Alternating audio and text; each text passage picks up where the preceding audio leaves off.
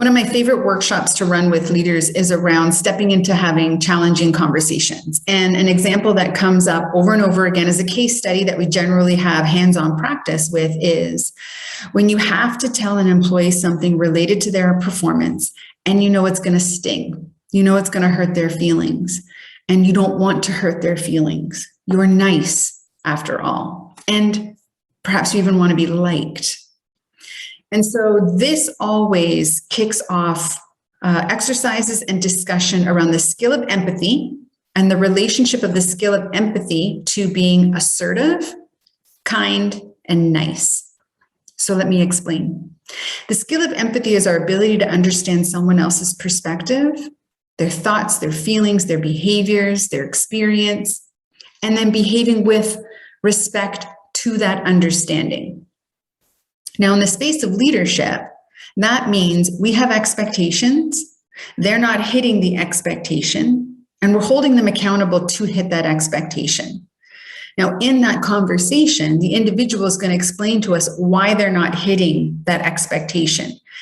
If we are nice, then what ends up happening is we say things to help it be more palpable for the individual to hear the feedback that we need them to hear. But in doing so, we sort of beat around the bush.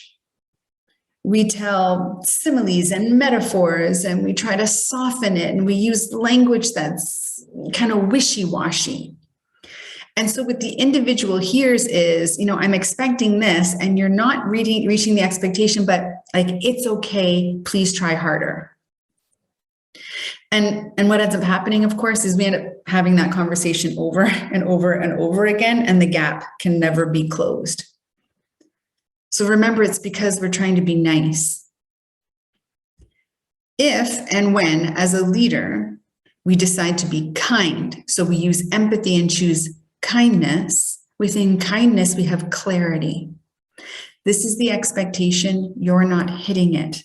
Clarity is, yes, understanding why they're not hitting it, so using empathy, and then deploying strategies that close the gap and holding them accountable to every single strategy that you and they come up with. Because essentially they own closing the gap in their performance. And as a leader, you own finding the resources, assistance, training, help, continual conversations, observation, feedback, to close that gap. That's your responsibility.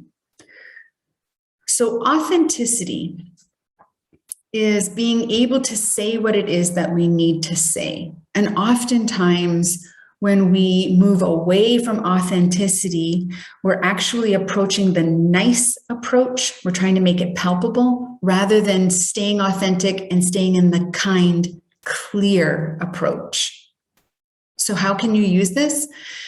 Perhaps over the next couple weeks, pay attention to how you're floating. Are you using empathy, number one, to understand where the other person is coming from? And then are you floating out of authenticity to be nice and palpable for the other person? Or are you staying authentic, saying what you need to say and doing it in a way that is kind?